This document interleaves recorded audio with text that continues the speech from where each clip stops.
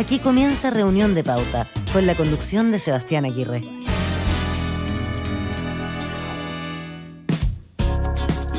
¿Qué tal? ¿Cómo están? Bienvenidos. Estamos listos para comenzar esta edición de Reunión de Pauta. Son las 7 de la tarde en punto, iniciando nuestra semana aquí en la 100.5. Gracias por acompañarnos a esta hora, con horario invernal. Además, estamos comenzando nuestra edición del día de hoy. Gracias por acompañarnos a esta hora de la tarde, la 100.5 si estás en Santiago, 99.1 desde Antofagasta, 96.7 para la quinta región y 96.7 también en Temuco. Estamos listos para comenzar. Nuestros panelistas también conectados ya de forma telemática para empezar la conversación y el análisis del día de hoy. Juan Carlos Eijols, abogado, socio fundador de CLA Consulting, profesor de la Escuela de Negocios de la Universidad Adolfo Ibáñez, nos acompaña el día de hoy. Juan Carlos, ¿qué tal?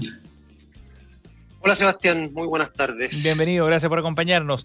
También está con nosotros Bettina Horst, economista y directora ejecutiva de Libertad y Desarrollo. ¿Cómo estás, Bettina?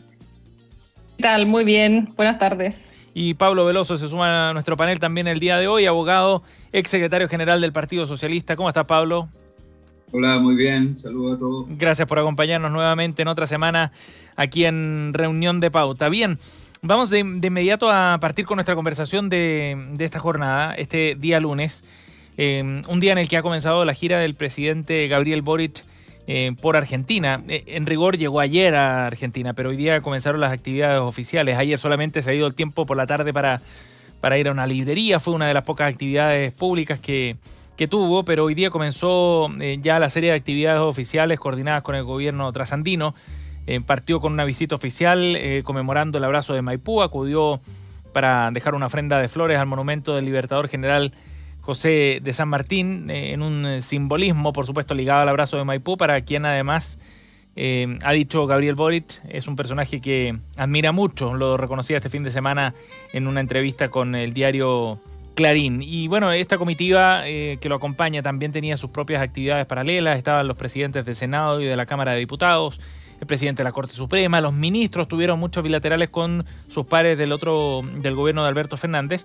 Y lo que marcó la jornada también fue este punto conjunto, una declaración conjunta más bien para ser precisos, entre Fernández y Boric, donde abordaron varios temas, el uso del concepto del Gualmapu, la situación de Galvarino a Pablaza, los desafíos también de integración entre ambos países, entre otros temas.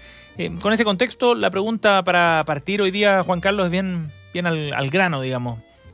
¿Cuánto gana Chile con esta visita y las señales que está dando Gabriel Boric en decidir viajar tan pronto y en su primera visita como es tradición a Argentina? Juan Carlos, está silenciado, parece. Ahora sí te escuchamos. Ahora sí. Ahí sí, estoy con conexión ahí, tratando de estar bien conectado. No sé exactamente bien la pregunta final, pero me imagino que es comentar un poco la Sí, la ¿cuánto gana Chile con con esta visita? Sí. Yo creo que esto es, es un gesto político interno y externo. En algún momento cualquier presidente tiene que iniciar sus visitas internacionales. Argentina creo que era un lugar propicio para el presidente Boric, primero porque es vecino, un país importante para nosotros, y segundo porque desde luego hay una suerte de identificación ideológica con el presidente Fernández, por lo tanto era bien natural. Sí. ¿Juan Carlos? Se nos perdió la conexión de Juan Carlos. Vamos a tratar de retomar pronto y volver a escuchar el planteamiento de Juan Carlos Eijols. Bettina, ¿cómo ves tú el viaje del presidente Boric y cuánto gana, para repetir la misma pregunta, con esta visita? Sí, a ver, tomando un poco también lo que decía Juan Carlos, sin duda que hay una cercanía ideológica con la actual presidente Comenzar Boric. por Argentina. Juan Carlos, ahora sí, es que se nos cortó la comunicación en un momento, no alcanzamos a escucharte. Dame un segundo porque vamos a resolver el problema técnico y retomamos contigo de inmediato. Dale. Bettina. Dale. Sí, bueno, tal como decía Juan Carlos, efectivamente hay una cercanía personal, ideológica con el presidente de Argentina, ¿no es cierto?, Alberto Fernández, pero además para todos los gobiernos ha sido relevante las buenas relaciones con Argentina, por lo cual dentro del espectro internacional sin duda que una visita pronta a Argentina era de las cosas que se podía esperar. Pero respecto de eso yo creo que hay un tema que hay que relevar y hay que poner atención. En cuanto a quizás, yo no quiero hablar de improvisación, pero yo creo que sí falta mayor preparación para un viaje de esta naturaleza, en términos de los distintos temas que van surgiendo y también cómo el gobierno y las distintas autoridades de este gobierno van enfrentando esos temas. Como por ejemplo, cuando uno de los temas que evidentemente iba a estar en la agenda era la extraditación de Apablaza, ¿no es cierto? Uno de los autores intelectuales indicados de uno de los autores intelectuales del asesinato del senador Jaime Guzmán. Sí. Y ahí las respuestas que he tenido, por ejemplo, desde Cancillería han sido más bien débiles, ¿no es cierto? En cuanto a cuando se pregunta respecto a la extraditación, no da una respuesta contundente si efectivamente el sistema chileno de justicia da garantías de un juicio justo, etcétera. Entonces yo siento que ahí faltó preparación. También cuando vemos cosas como, por ejemplo, expresiones del presidente en Argentina cuando habla en la Patagonia no hay fronteras, lo dijo el presidente Sí, lo Boric dijo hoy allá. día. Yo creo que también cuando uno es chileno, uno tiene que también definir claramente una cosa es la integración, la colaboración, las buenas relaciones internacionales, pero de ahí hablar de que no hay fronteras, me parece que ya es un paso más allá, a lo que se suma, que tú bien planteaste en un comienzo también, lo que sucedió con las declaraciones de la ministra del Interior cuando al referirse al Gualmapu. Y ahí la reacción de Argentina, la verdad que demuestra lo que deja de desear las declaraciones también y las repercusiones que tuvo la misma declaración en Chile respecto al Gualmapu, ¿no es cierto? O sea, la respuesta argentina fue clara y fue sólida. Acá somos un país, una nación, y tienen nombres de región y no son el Gualmapu, cosa que también deberíamos nosotros acá en Chile relevar más en la discusión. Por lo cual yo creo que siento que faltó un poco más de preparación para efectivamente sea una gira de un presidente, de un jefe de Estado, más que la cabeza de una coalición de gobierno. ¿Pablo? Bueno, Fernández es un presidente que está con la popularidad en el suelo y que probablemente no va a ser reelecto. Y por lo mismo yo creo que a él le viene bien este aire de frescura que trae Boric, un presidente que está recién iniciando su mandato, que es joven, que es simpático, que es cercano a los medios y a la gente, pero no creo que vaya a tener mayor influencia en la popularidad de Fernández que Boric haya elegido por las razones que aquí ya se ha dicho, que era obvio esperar a Argentina como el primer destino, ¿no? Como su primer destino como presidente. Yo creo que además Boric todavía tiene espacio para improvisar y decir y hacer comentarios que pueden resultar inadecuados, porque todavía goza de cierta indemnidad o inmunidad por parte de la opinión pública, cosa que también está flaqueando porque vemos que ha disminuido su apoyo en la encuesta. Pero quienes no tienen, no han tenido nunca ningún espacio para hacer las declaraciones que han venido siendo sostenidamente, que nada parece indicar que las vayan a dejar de hacer, por ejemplo, la ministra del Interior y otros ministros políticos. La ministra del Interior tiene un problema, que es que todavía no entiende que la gracia de ser un político eficaz, finalmente un buen político, es hablar lo menos posible, digamos, y hablar solo sobre las cosas relevantes, y usando aquel viejo dicho de que uno es dueño de su silencio y esclavo de sus dichos. Ella al parecer cree que tiene una obligación, ¿no? De hablar sobre todo y todo el tiempo, y creo que va a seguir ahondando ese error porque no creo que tenga conciencia que eso es un grave error y probablemente nos va a seguir llamando la atención sus declaraciones. ¿Y le está generando problemas al presidente, Pablo?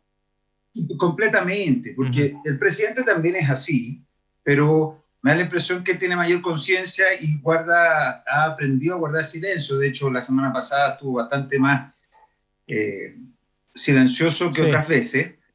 Yo creo que él aprende cuando sus dichos como los que dijo al principio sobre el rey de España y otras, o cuando ofertó una ayuda, o sea, una solución con Bolivia por la televisión en un programa de farándula, no. Yo creo que él aprende esas cosas, vuelve a cometerlas, pero con medias asiduas, no de manera tan asidua, no lo veo tan necesitado de comentar todo y tan necesitado de figurar. Yo creo que la ministra Sichel tiene como probablemente tiene en la cabeza que ella debiese convertirse en una figura de recambio al presidente Boric. Yo creo la ansiedad y la falta de tino y de madurez también, yo creo, la están haciendo cometer muchos errores, y yo llamo la atención a esto porque creo que van a seguir ocurriendo. Y nada bueno le van a traer al presidente de su error. Un punto más para conversar con ustedes, Betina, Pablo. Betina, en particular el guiño que está haciendo Gabriel Boric a Alberto Fernández. De hecho, ambos hablaron, ¿no?, de cierta complicidad, ¿no?, política para empezar este nuevo ciclo.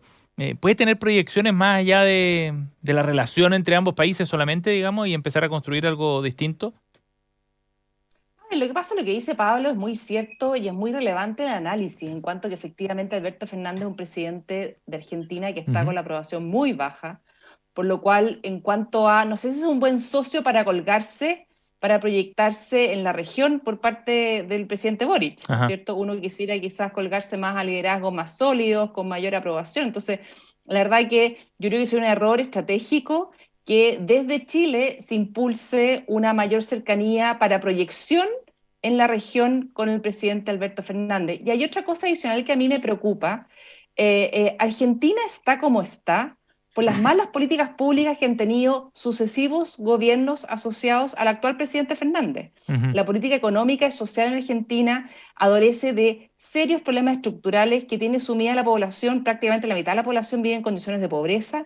Es un país tremendamente rico, pero que no ha podido salir adelante. Recordemos que el único país en el mundo que fue desarrollado en su momento y que cayó nuevamente en subdesarrollo. O sea, es el ejemplo de cómo hacer mal las cosas. Bien. Y eso en qué se traduce en una mala calidad de vida y mayor pobreza para las personas. Entonces, ojalá que ese no sea su camino a seguir, que ese no sea el liderazgo que pueda hacer Alberto Fernández respecto de esta presidencia.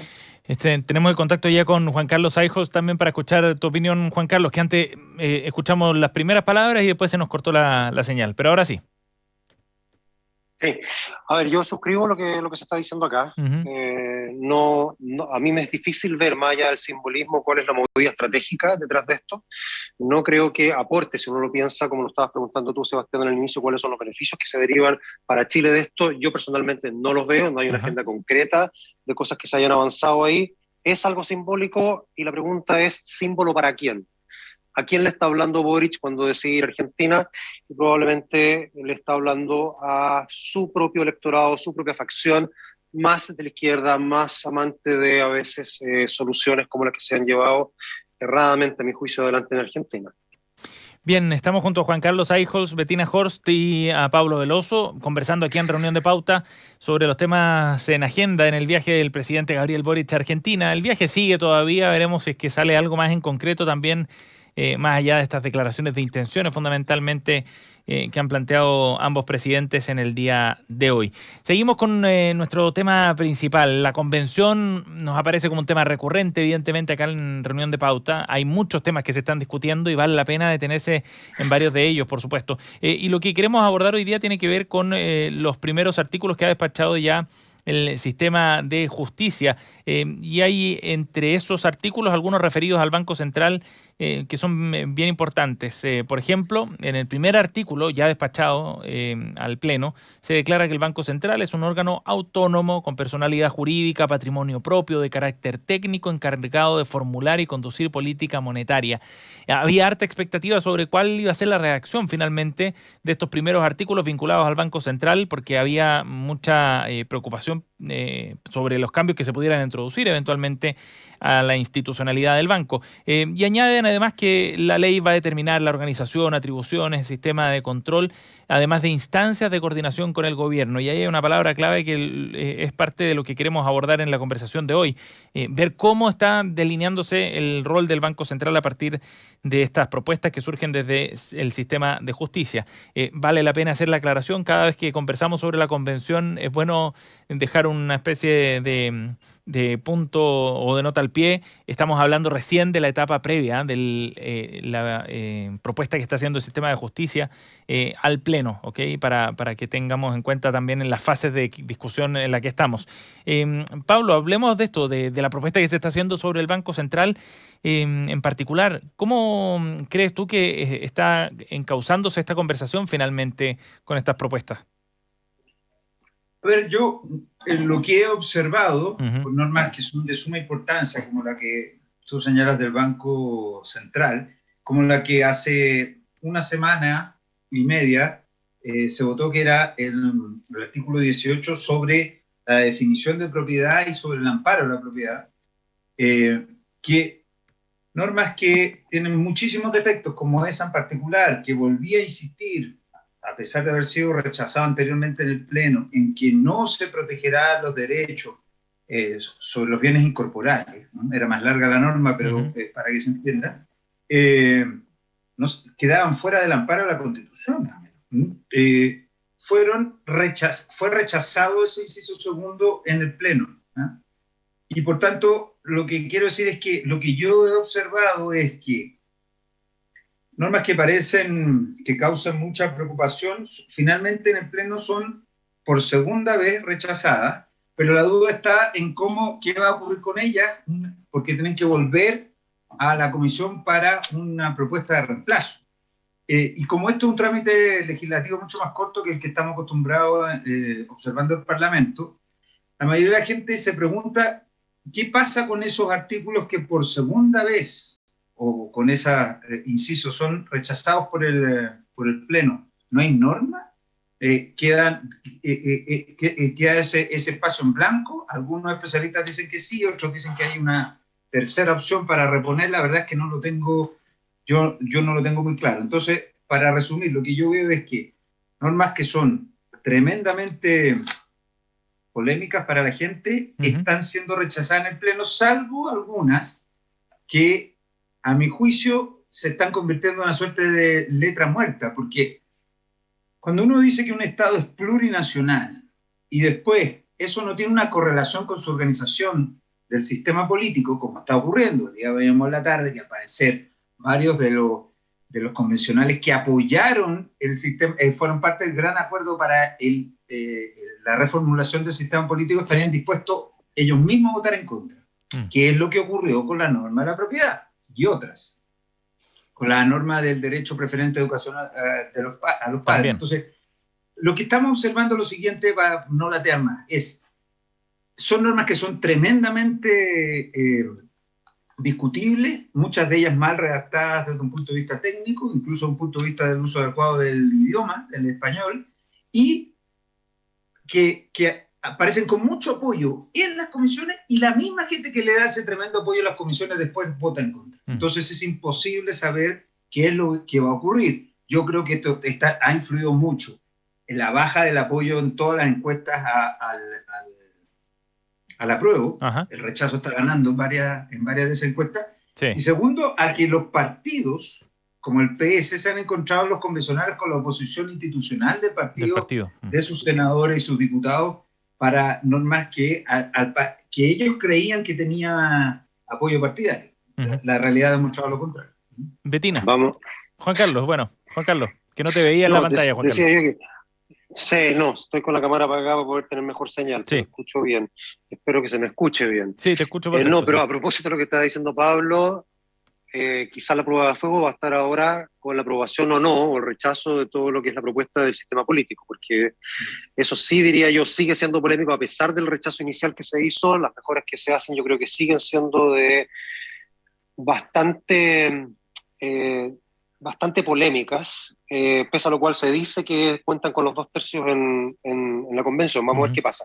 Pero en relación al Banco Central específicamente que tú estás preguntando, Sebastián, yo creo que hay una cosa positiva primero, que es justamente el artículo que tú leíste, que lo que hace es preservar la autonomía del Banco Central y mostrarlo a cargo de la política monetaria, lo que significa que no hay posibilidad de emisión por parte del gobierno para financiar gasto público, como ocurre en muchos otros países, como ocurría en Chile antes de la autonomía del Banco Central. Por lo tanto, esa es una buena noticia. Ahora, hay cosas que en este ánimo de querer cambiarlo todo y no dejar nada estable, la convención genera como creo yo, cambios preocupantes en relación al Banco Central. Uno, por ejemplo, es el tema de la remoción, es decir, se permite la remoción de los consejeros, y eso a través del Congreso, con acuerdo o ratificado por la Corte Suprema. Se deja fuera al Ejecutivo. El Ejecutivo no participa en una posible remoción de consejeros que hoy día, hasta el momento, no se ha justificado, ni siquiera existe como posibilidad. Después hay otro tema que es el nombramiento de los consejeros, donde nuevamente se deja fuera al presidente de la República. En este caso, a diferencia de lo que ocurría hasta ahora, que es el presidente de la República el que propone un consejero al Senado para que éste lo apruebe, y si lo rechaza tiene que proponer otro, lo que se le entrega al sistema de alta dirección pública la posibilidad de presentar ternas para consejeros, y se las presenta al Senado. Al Senado, sí. Entonces queda fuera el Ejecutivo. Y además, en lugar de presentarse un candidato, puede presentar una terna, igual como ocurre con otras reparticiones. Pero creo que no es bueno para el Banco Central. Y además, el presidente del Banco Central, que siempre ha sido designado por el presidente de la República, en este caso es elegido por sus propios miembros. El mismo Consejo elige a su presidente. Lo que creo que tampoco es bueno, porque genera una suerte de competencia y agendas personales dentro del propio Consejo. Más allá de eso, incluso como último punto, tú hablaste de la coordinación con el Ejecutivo. Hoy día lo que establece la ley es que el Consejo, al adoptar sus acuerdos, deberá tener presente la orientación general de la política económica del gobierno. Es decir, le dice al Banco Central, no es que usted se esté coordinando de igual a igual, usted tiene que preservar, ¿no es cierto?, la política monetaria, pero ojo, tiene que tratar de seguir también lo que es un poco la política económica del gobierno, qué es lo que está intentando llevar adelante, y no ponerse como una suerte de cortapisa a lo que el gobierno está intentando llevar adelante. En esto queda más indefinido lo que está proponiendo la comisión correspondiente. Entonces, creo que mantiene lo esencial del Banco Central, pero hace cambios que yo no estoy seguro para nada que vayan en la dirección correcta, y creo que sería mejor mantener lo que en ese sentido existe hoy día. Betina. Sí, hay varias cosas las que se han dicho acá. Uno, lo que dice Pablo, esto de que sale la comisión, va al pleno, se rechaza, vuelve a la comisión, y después muchos plantean, bueno, se mejoró el texto, pero sigue siendo un texto muy malo en muchos ámbitos. Entonces la gente como que queda la sensación, bueno, quedó menos malo, pero sigue siendo muy malo. Entonces acá no pensemos que este texto se está mejorando. Para aquellos que todavía están en el aura del buenismo, que esto se va a arreglar, que el mamarracho no va a hacer, porque somos un país sensato, ese plazo se está acabando, y no quiero ser pesimista, pero a mi modo de ver ya se acabó. Entonces hoy día hay que ponerse serios a ver realmente lo que está pasando en la convención. Respecto al Banco Central, es el típico ejemplo de por qué de refundarlo todo sin que haya problema respecto a lo que se quiere cambiar. Hoy día el Banco Central de Chile es de las instituciones que mayor prestigio tiene a nivel internacional. Recordemos todos los premios, reconocimientos que tanto Marcel, en su pasado como presidente del Banco Central, como también el mismo Banco Central ha recibido en el exterior en cuanto a autonomía, capacidad técnica, seriedad, credibilidad, etcétera, lo que lo ha permitido tener un buen manejo de la política monetaria, lo que ha permitido nuevamente tener un buen manejo de la inflación y un control de la inflación. Entonces, acá está en riesgo perder eso. No por cambiar las cosas van a quedar mejor. Cuando se cambia algo que funciona bien y que anda mejor, la probabilidad de retroceder es alta, y en este caso estamos frente a una. Cuando se habla de aumentar el número de consejeros de 5 a 7, se genera el problema de los nombramientos, ¿no es cierto? Y hoy día vamos a tener un gobierno, o más bien un Congreso que no es el Senado, va a ser un Congreso que se parece más bien a lo que hoy día conocemos en la Convención Constitucional, que va a hacer los nombramientos, y ese Congreso en el plazo de 4 años podría terminar nombrando la mayoría de los consejeros. Hoy día tenemos que cada 2 años se reemplaza un consejero.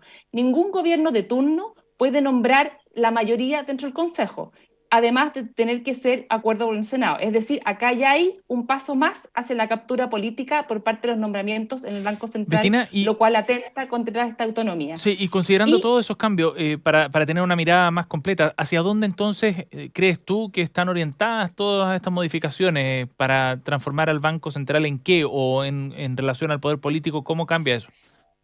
No, es que efectivamente la palabra autonomía está en el nuevo texto, va a estar en el nuevo texto de la Constitución, pero una autonomía mermada. Aquellos que están felices y que están tranquilos porque dice la palabra autonomía, tienen que leerse el resto del texto, porque es una autonomía mermada.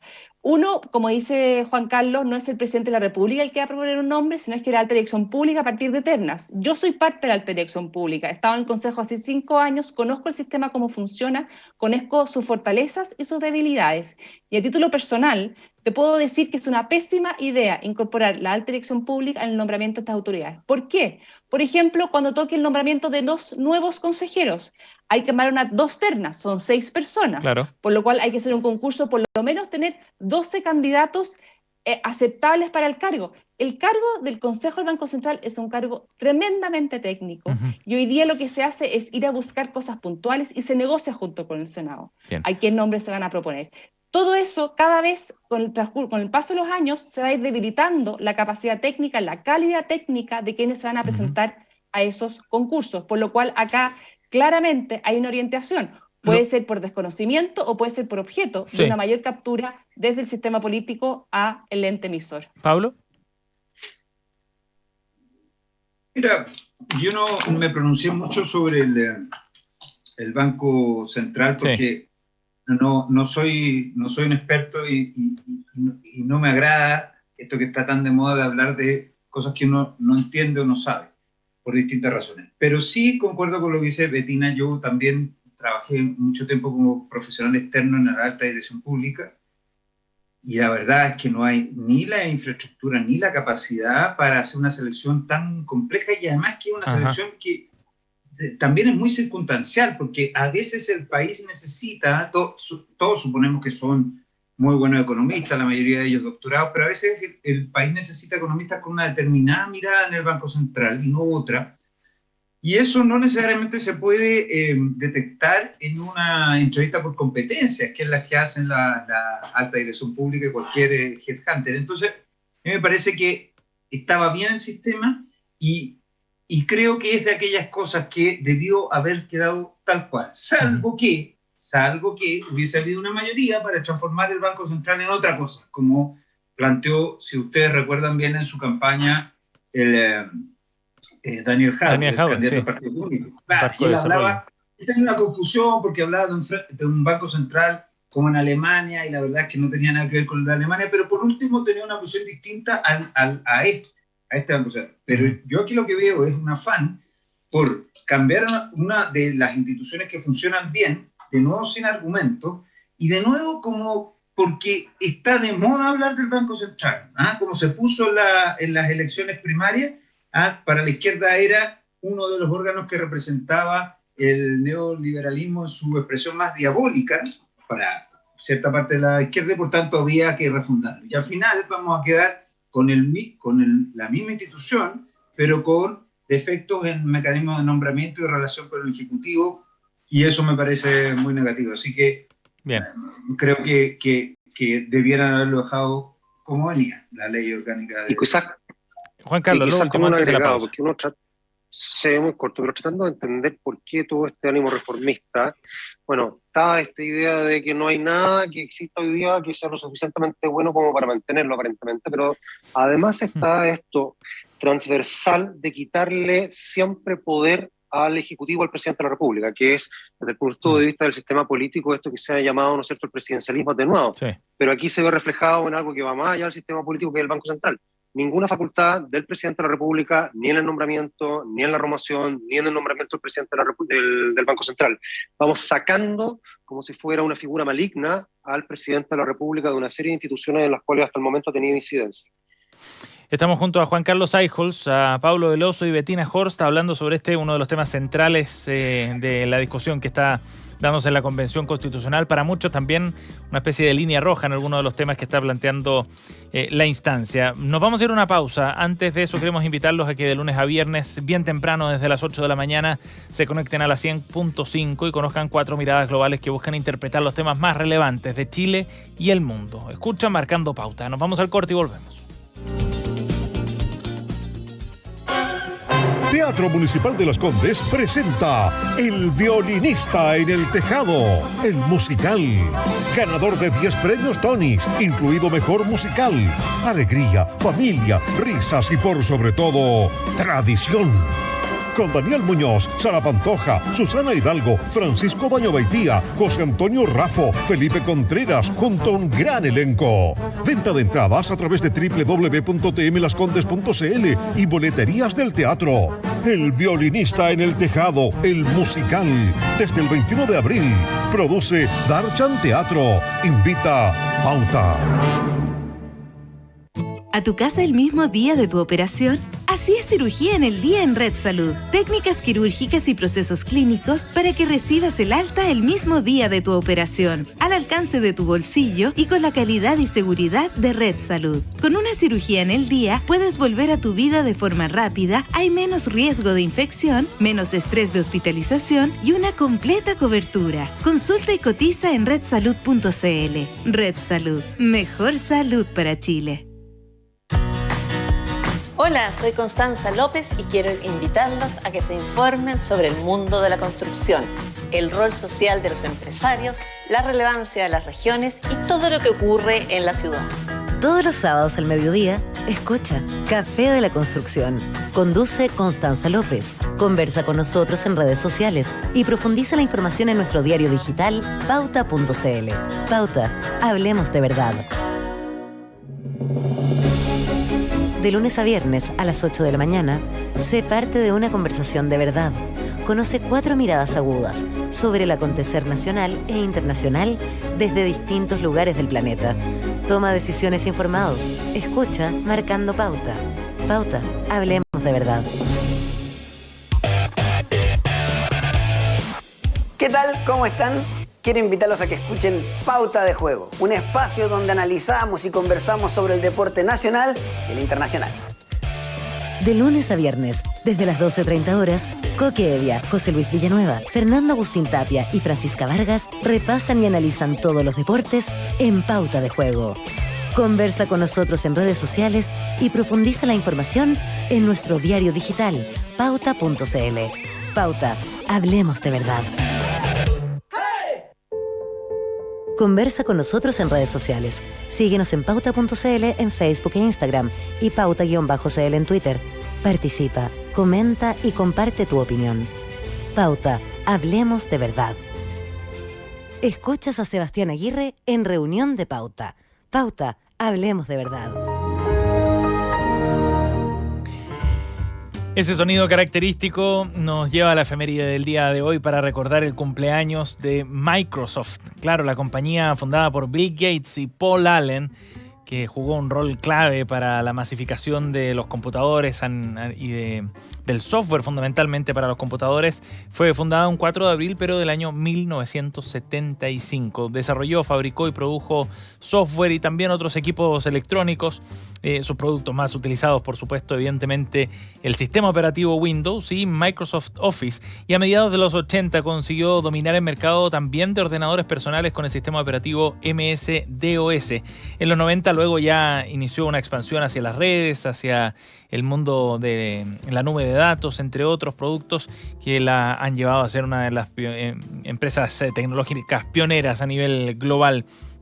Una curiosidad nada más sobre ese sonido que nos tiraba recién nuestro controlador Cristian Álvarez. El sonido de inicio de Windows lo compuso Brian Eno. El cerebro detrás de la música de inicio de Windows 95 no es ni más ni menos que un producto del trabajo de Brian Eno, enorme productor que entre otros trabajó con David Bowie y con U2. Una anécdota para poner a la altura a Microsoft en el día de su cumpleaños. En nuestro panel aquí en Reunión de Pauta estamos junto a Juan Carlos Eijols, a Pablo Veloso y a Bettina Horst. Vamos a conversar de las noticias coladas, la selección, los temas que hicieron nuestros panelistas para el día de hoy. Y me gustaría partir para hacer el vínculo también con lo que ha ocurrido en el debate del primer bloque. Partir con la noticia de Pablo Veloso, que tiene que ver con la encuesta de Pulso Ciudadano que arroja que el 41% de los chilenos desaprueba la gestión del presidente Boric. Un 34%, según este sondeo, lo apoya, Pablo. Sí, además yo quiero añadir a la noticia colada un pequeño resumen que me mandaron. Esto tiene que ver ya con la Constitución, con el proyecto de Constitución. Sí. En el rechazo, Pulso Ciudadano tiene 35.8, apruebo 32.0. Feedback tiene rechazo 44, apruebo 41. Ajá. Estudio Público tiene 53.6 rechazo, 34.9 apruebo. Y CADEM tiene 46 rechazo, 40 apruebo. Lo que indica que aquí falta Criteria y una más, pero estarían las encuestas que han estado más cerca de los resultados en las últimas elecciones. Sí. Yo era de aquellos que pensaba que si la convención y este gobierno eran capaces de promover un sistema inteligente y estructurado de promoción y protección de derechos sociales en la Constitución, probablemente la gente eso le iba a interesar y la iba a aprobar.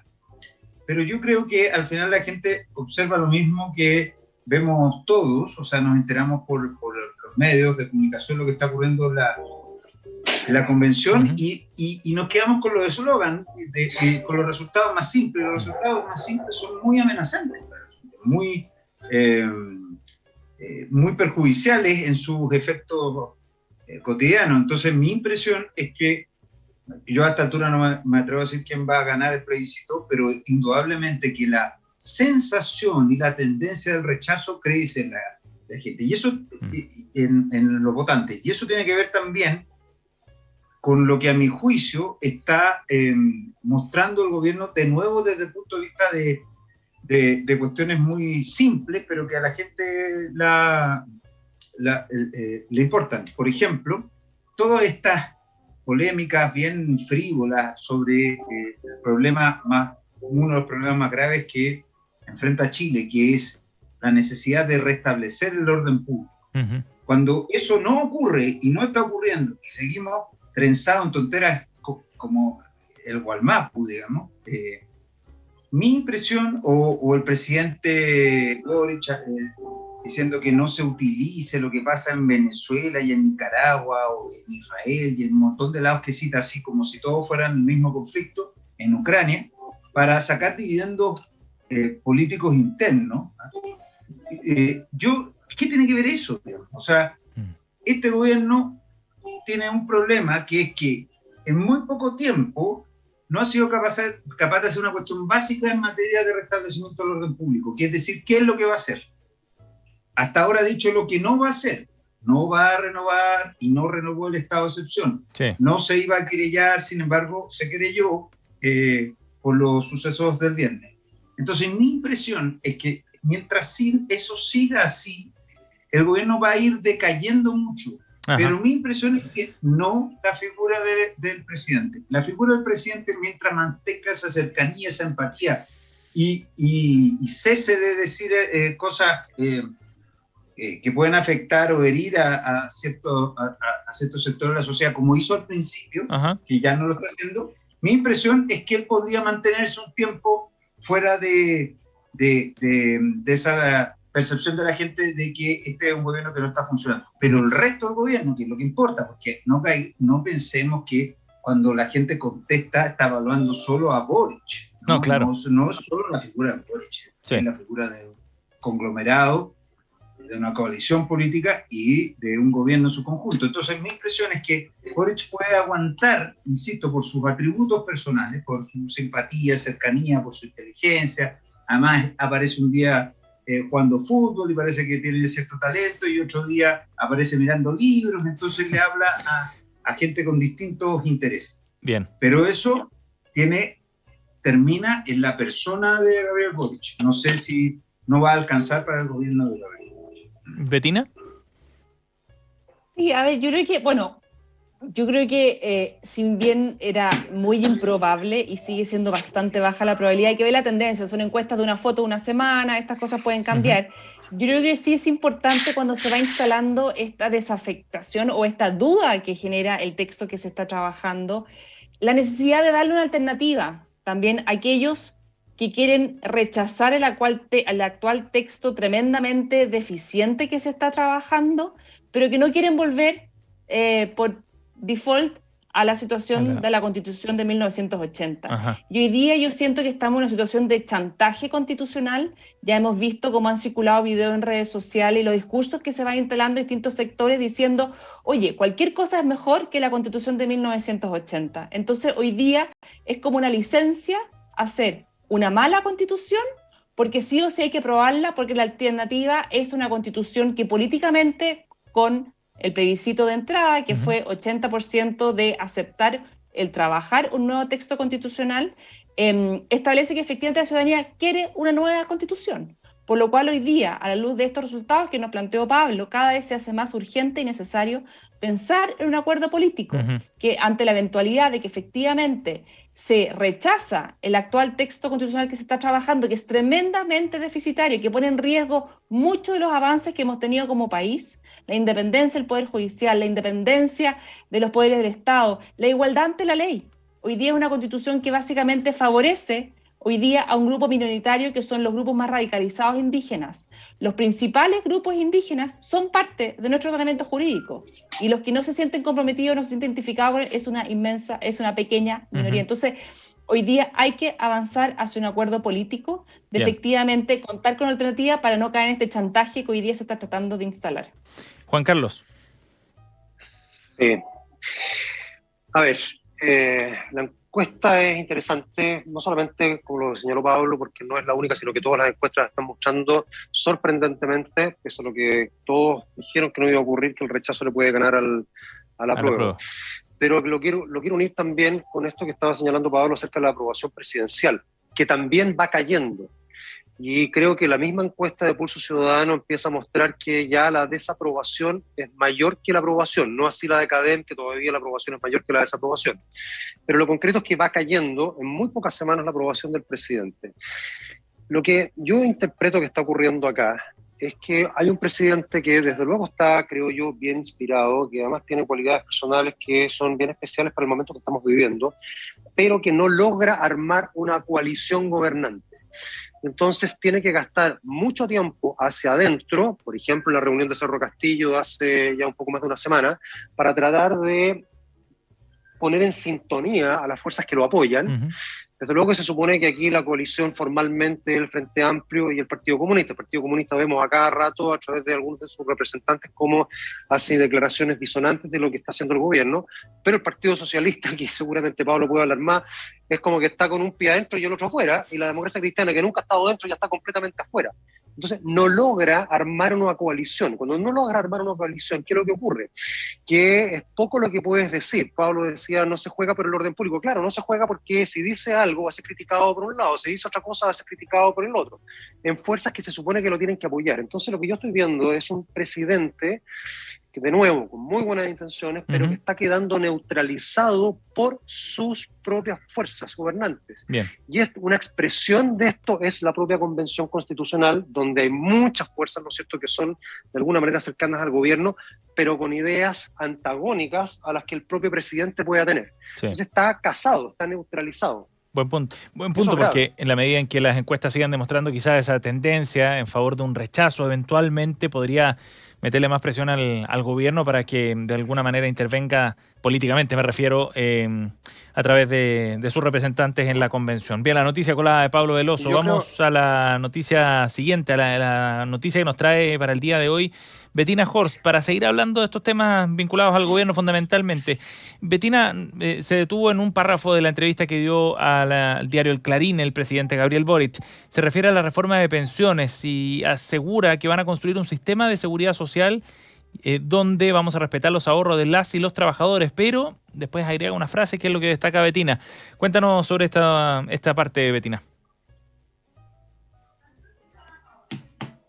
Está silenciada. Sí, el tema de fondo acá es la polémica que se ha generado, o la discusión más bien que polémica, que se ha generado en respecto de si vamos a tener un sistema de pensiones en los cuales los trabajadores van a ser o no dueños de sus ahorros, ¿no es cierto?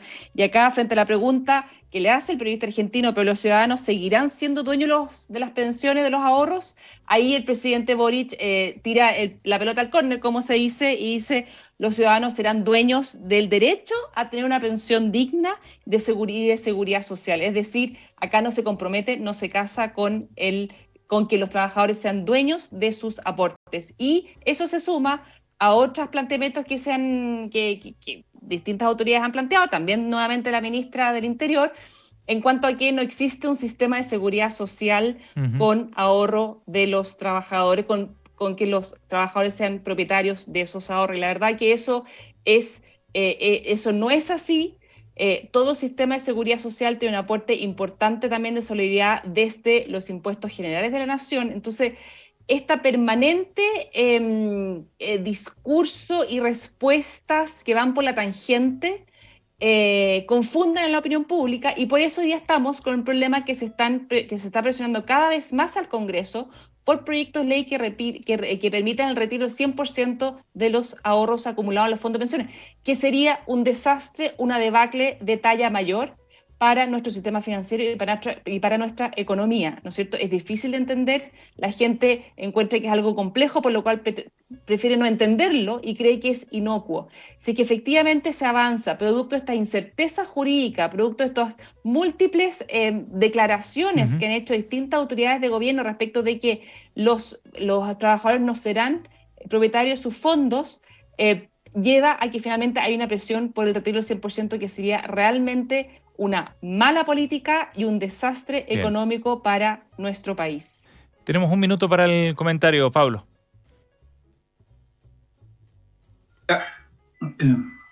Yo creo que esto va a sonar reiterativo y duro para con el gobierno, pero aquí está el kit de los problemas que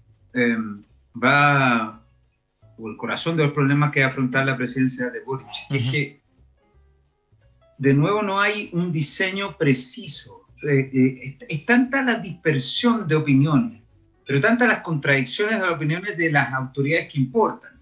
En este caso, el presidente de la República. No hemos escuchado a fondo a Mario Marcel, porque entiendo que no se ha metido en la reforma previsional a fondo.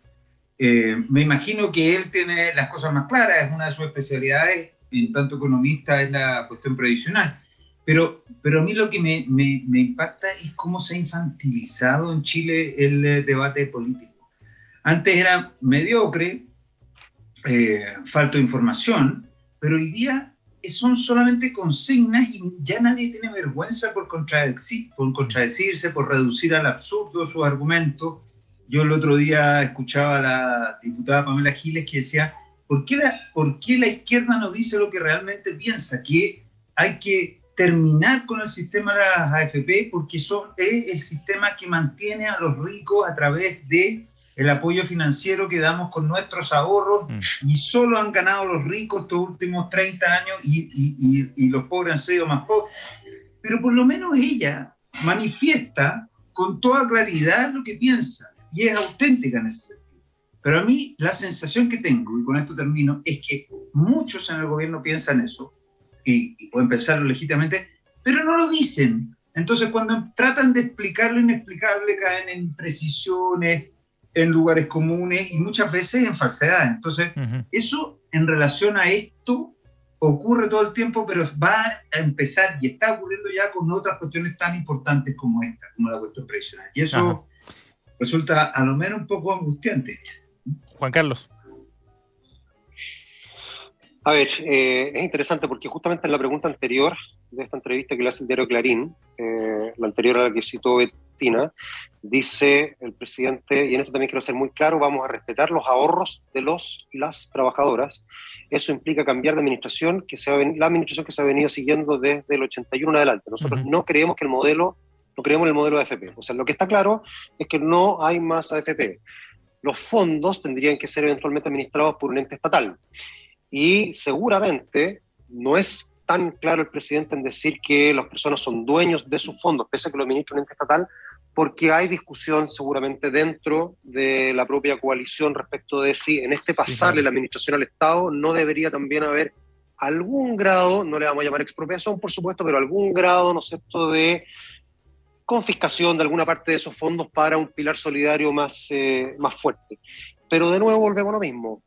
No hay, como lo decía Pablo, un gobierno que tenga claridad respecto de dónde está avanzando. Hay demasiadas voces y en algún momento van a tener que empezar a producirse quiebres dentro del propio gobierno, porque si no, no es posible gobernar simplemente. Claro. Entonces no va a haber decisión de ninguna especie, que es el peor de los mundos. En el momento que se tenga que tomar esas decisiones. Si me permite, solo una cosa. 30 segundos, Pablo. En relación a lo que decía Juan Carlos. Fíjese que la norma de que solo el Estado podrá realizar actividades en relación a la seguridad social, todavía no tiene mayoría la comisión, Y esa norma yo entiendo que se pensó para dejar fuera las FP, Sí. pero obviamente bajar fuera a otras instituciones, pero todavía no tiene mayoría. Entonces, si esa norma no se aprueba finalmente, no es tan fácil acabar con las FP. Bien, vamos a la siguiente noticia colada, la que nos trae Juan Carlos Eijols. En Radio Universo, el diputado Gonzalo Winter dijo que su sector tiene un problema con Twitter a propósito de las condenas realizadas por redes sociales de algunas autoridades en relación a los incidentes registrados de las últimas manifestaciones acá en Santiago. Juan Carlos, cuéntanos. Yo quiero aprovecharme de esto que dice Gonzalo Winter, que seguramente lo piensa mucha gente, pero no todos lo dicen públicamente, particularmente en el mundo político, porque creo que aquí las redes sociales, por un lado, desde luego, son uno de los bienes importantes de nuestra época, pero sobre todo es uno de los grandes males de nuestra época. Parte importante de todo lo que estamos conversando en los temas de la convención, en los temas del sistema previsional, etcétera, etcétera, tienen que ver con la existencia de redes sociales y con el, creo yo, muy mal manejo que se hace de ellas, particularmente en un país como el nuestro. Entonces, hay que entender, por una parte, que las redes sociales tienen algoritmos que por un lado incentivan su uso, pero que por otro lado hacen que converjan las posturas afines favoreciendo los efectos que se llaman de burbuja o de manada. Por lo tanto, al final del día, esto de las redes sociales es el germen de lo que conocemos, ¿no es cierto?, como los fake news, pero al mismo tiempo de la polarización que hoy día estamos viviendo. Es tan simple como esto. Ahora, uno debería pensar, ¿no es cierto?, en, bueno, ¿qué debería yo esperar de las autoridades en el uso de las redes sociales? Lo que tenemos acá, en estas autoridades que hoy día están gobernando, es una generación que creció con las redes sociales. O sea, los movimientos del año 2011 y de ahí en adelante pudieron hacerse precisamente por la existencia de redes sociales. Es consustancial a ellos. Ahora llegan al gobierno y siguen haciendo un uso intensivo de las redes sociales. En estricto rigor, las redes sociales se usaron más bien por los activistas, por los contestatarios, no tanto por las autoridades. No estoy diciendo que no se usen, pero no con el nivel de intensidad que estamos viendo que estas autoridades lo usan. Y aquí hay un doble cariz. Por un lado, las autoridades son receptoras de las presiones que a través de las redes sociales distintos grupos hacen. Y yo me atrevería a decir que estas autoridades son especialmente sensibles a lo que dicen esas redes sociales, que es justamente lo que Gonzalo Winter está señalando. Y cuando tú estás gobernando y tomando decisiones en función de lo que son esas voces de redes sociales, afines a ti, de nuevo, por los algoritmos que existen en ellas, claro, entonces al final del día no estás gobernando para el país, estás gobernando para determinados grupos que crees tú que son más relevantes por el tono de la voz o la fuerza de la voz que tienen. Ese es un lado, cuando ellas son receptoras. Sí. Pero hay una cosa bien interesante que ha pasado acá, que es también las autoridades como emisoras de mensajes a través de las redes sociales. Nunca hemos visto autoridades tan activas en redes sociales como las de hoy día.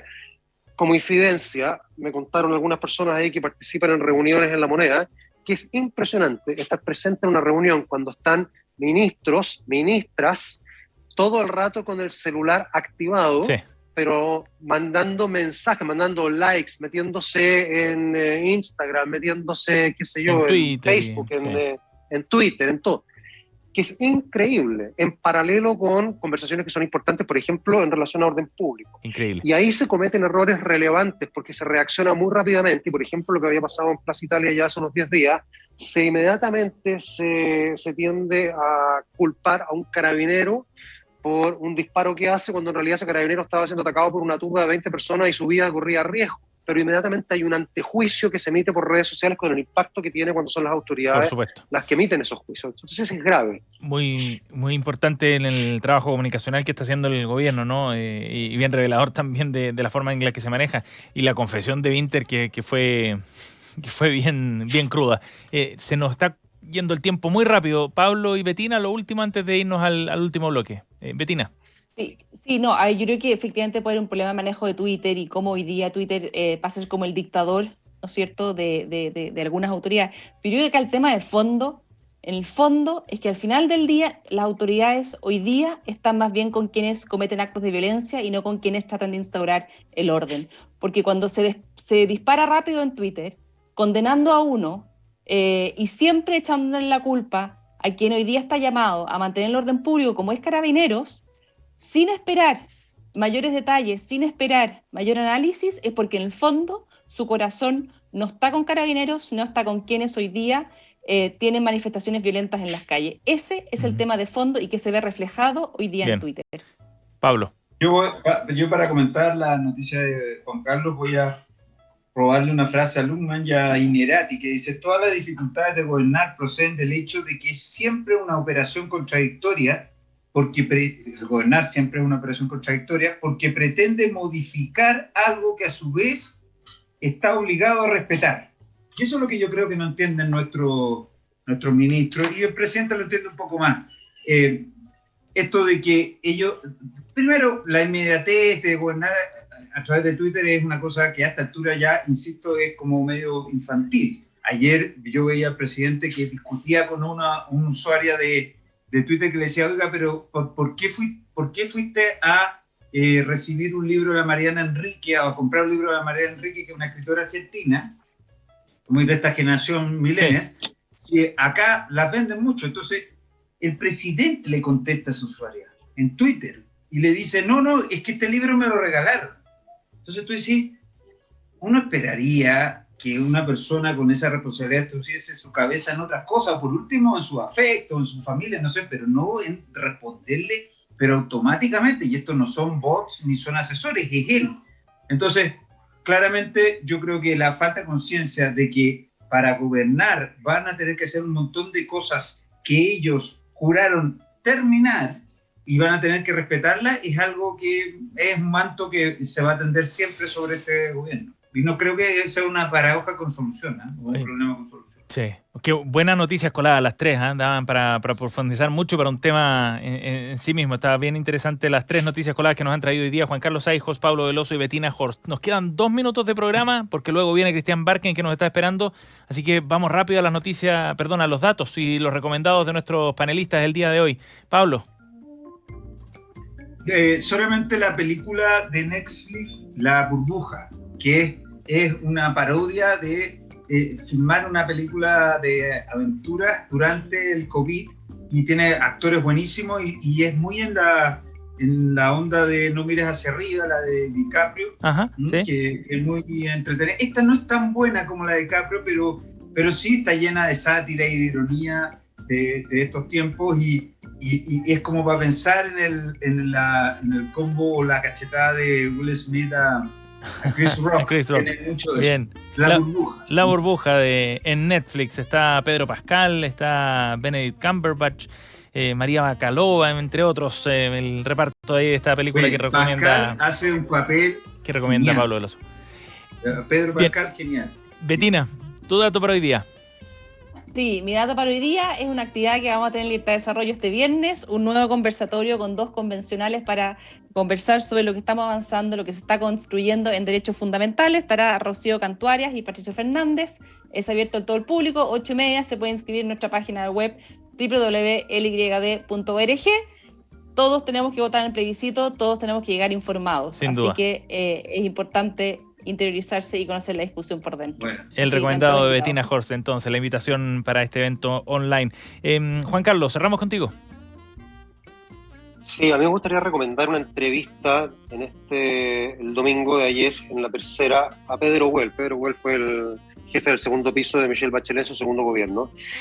Es una entrevista realmente notable porque es bien profunda, es muy reflexiva, hay que leerla 2 o 3 veces.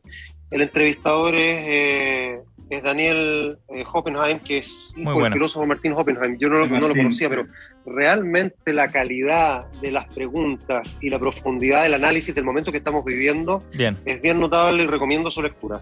Muy buena entrevista de este domingo ahí en La Tercera. Juan Carlos Aijos, Bettina Horst, Pablo Veloso, a los tres, muchas gracias por estar con nosotros hoy día. No, gracias a ustedes. Que estén muy bien. Chao. Hasta el otro lunes. Hasta el próximo lunes. Chao. Ya viene la 100.5 desde el Jardín con Cristian Barken, como siempre. Hoy va a estar conversando con Javiera Parada. Ojo sobre la campaña Una que nos una. Es una campaña relacionada al trabajo de la convención. Gracias por acompañarnos. Nos vemos mañana. Chao.